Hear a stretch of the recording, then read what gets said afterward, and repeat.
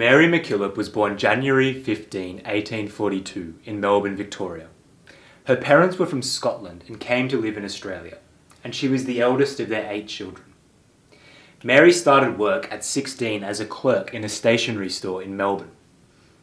To provide for her needy family, in 1860 she took a job as governess at the estate of her aunt and uncle in Penola, South Australia, where she was to look after and teach their many children.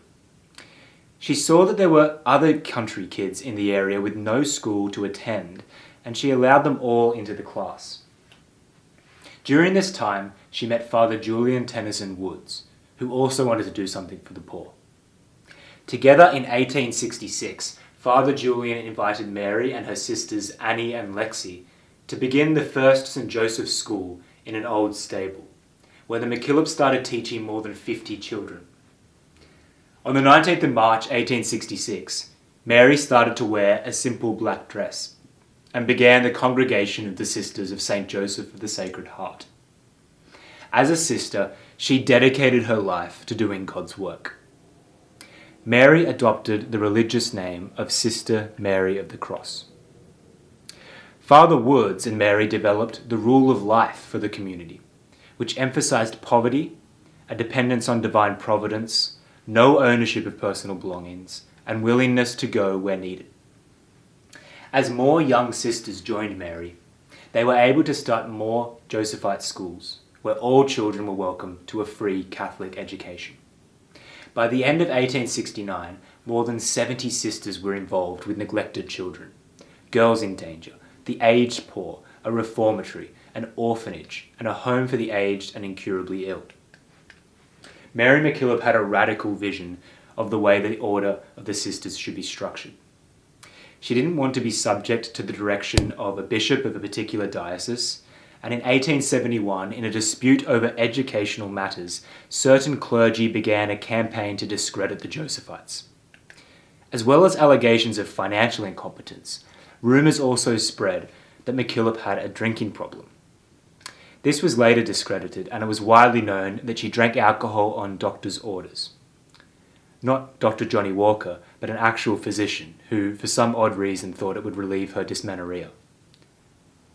After a dispute with the Bishop of Adelaide, Lawrence Shiel, she was excommunicated for insubordination.